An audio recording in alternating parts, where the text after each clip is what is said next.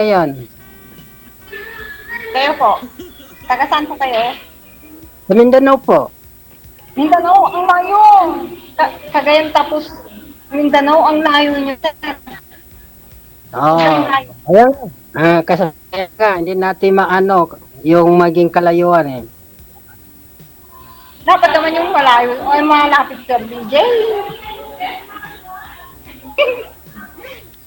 Sir DJ, huwag naman yung layo. Dapat yung hanggang lang sa Isabela, Santiago, gano'n.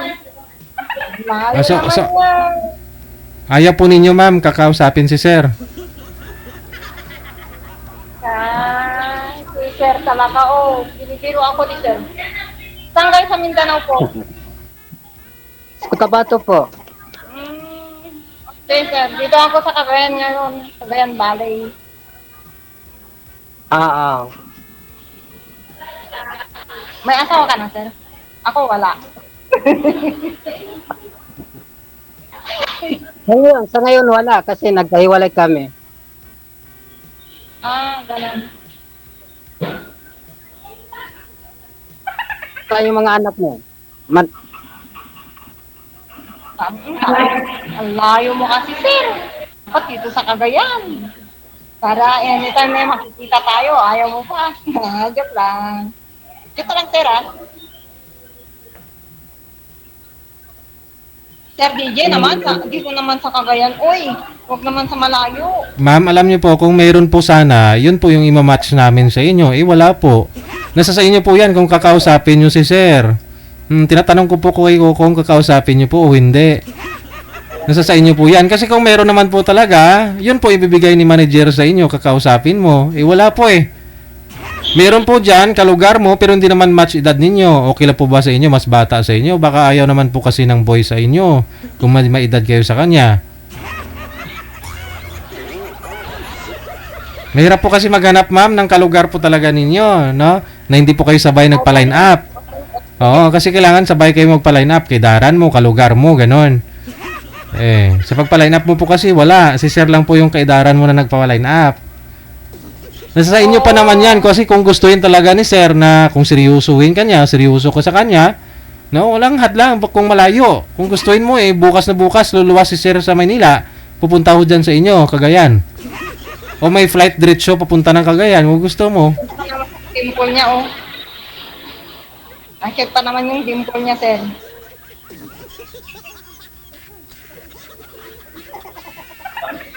Nagpapadimpol siya, Ma'am, ano ba sa palagay mo, ma'am? Siya po. Dita Trinidad. Ibig sabihin hindi tayo magkasundo kahit usapang lang hindi ka magkaano sa akin. Oh? Kaibigan lang po kung pwede lang sa iyo.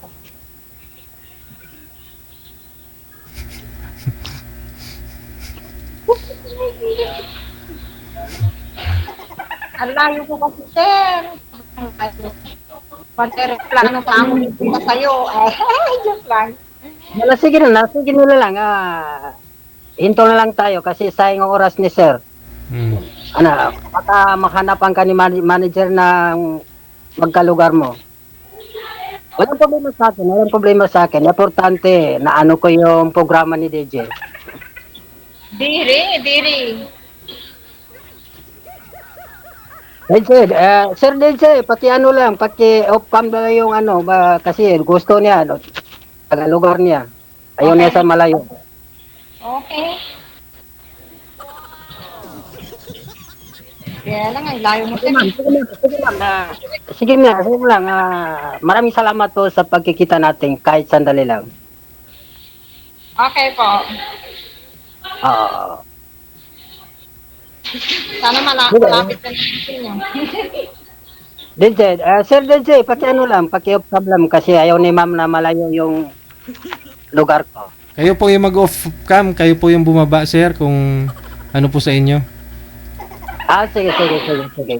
Maraming salamat po, sir. Maraming salamat po kasi importante yung programa mo, hindi maano eh. Correct. Sige.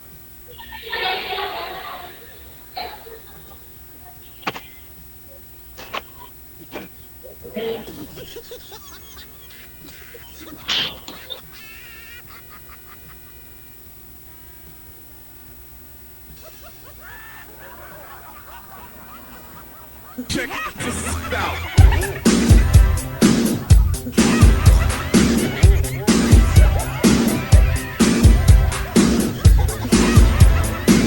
ko doon respeto kung kausapin ka, no, nung kamatch mo.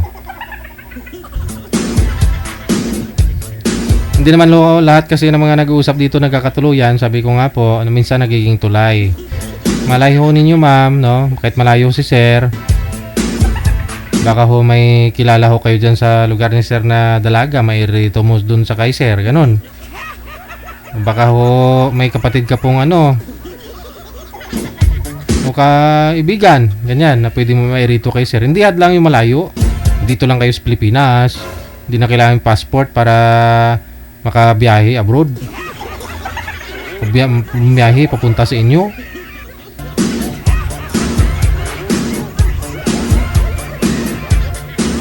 In fairness na rin, no, para kay girl, no, sana yun nga po, no, kung pangalan, edad sa lugar lang ho yung hinihingi namin sa inyo, di po ba?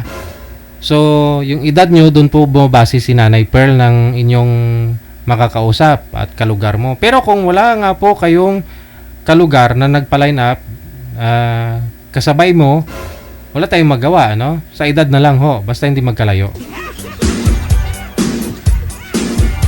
Nasa sa inyo naman ho yan kung kakausapin nyo sa off-cam na. O, pwede ka naman dun umalis para at least kinausap mo naman siya live, no? Para hindi naman tawag bastos ba.